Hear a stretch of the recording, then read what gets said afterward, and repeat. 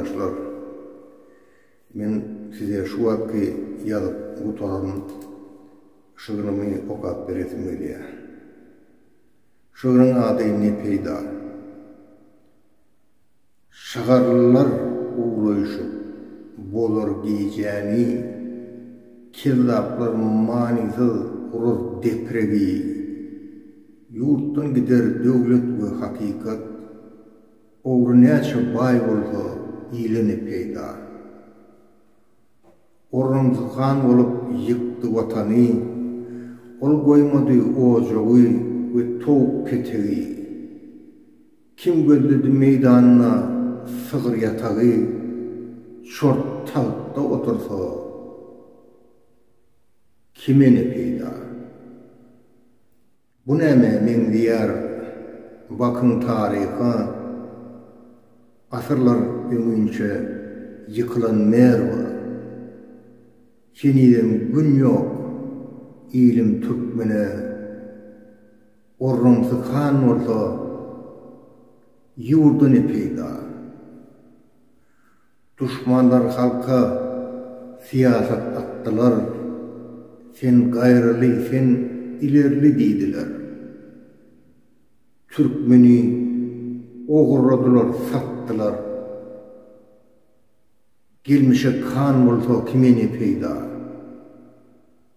Ak Muhammed ilim, günüm Türkmenim, kezzaba yok deyip zınnanına yattığım,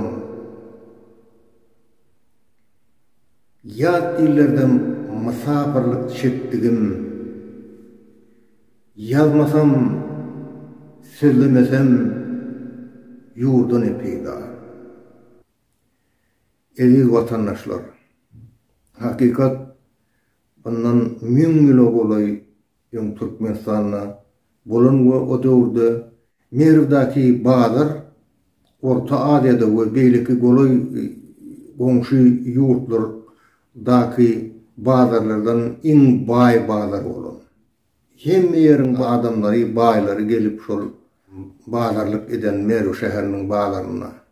O atlar Türkmenler, Özbekler, hemen biz Türk galaklarım şu yerlerde, köp yerde Türkmenler yaşan, şu vatki Özbekistan'da da yaşa otururlar milyonlarca. Afganistan'da 5 vilayette Türkmenler yaşıyor. Türk, daşta Suriye'de, İran'da, yankı Bağdat'ta, köp yerde Türkmenler, Türkiye'de yeniden yaşa oturuyor. Şoların köp bölüğü şol Merv yıkılan valtına giden.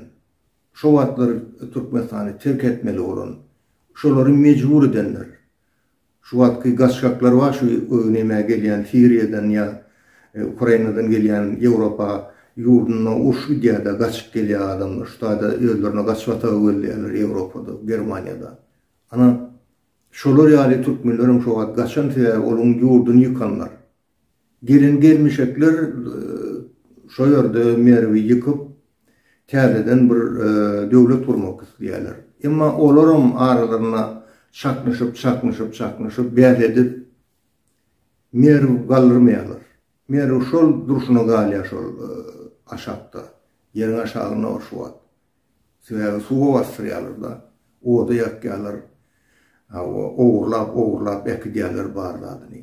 Ama şunu eden adamların, şu düşmanların nefilleri bizim aramızda bağ Türkmen'in arasında. Şolar henizim şol biz bilen beyaz edip Türkmenistan'a han olacaklar, Türkmenistan'ı satacaklar, Türkmenler garip olacaklar, Türkmen'e zınnana basacaklar. Şoların biramına şu Berdi Muhammedov otuyor şu tayda. Diyor şuna kalkıp men Türkmen niye? Yani o Türkmenler, o düşman, Türkmen'in düşmanı. Şu iyi mahallar gelip şu Türkistan'ı yıkan nesiller şolar. Yani şunun hakikat şu men size aydasım geliyor. O şuuru şunu düşündüm ben. Şu zatlar için. Şu zatlara düşünmek gerek. Şu zatlar biz için, Türkmen için şu hakikat Rus diline, istinle değil ya. Şunu düşünüp bizim hemmemizin birleşmemiz gerek. Bizim hemmemiz agzyr olup yine täzeden bir men her gerek aýdýan size yine ýatladyn Türkmenistan Halk Respublikasyny gurnamak gerek adamlar.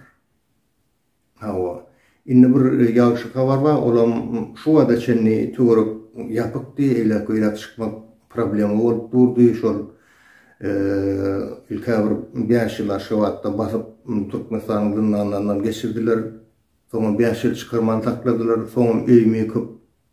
Hawa ýurdu terk etdiler maňa. Emma ýurdu terk edilip men bir entak bir özüme azatlyk tapmadym da hiç ýerde.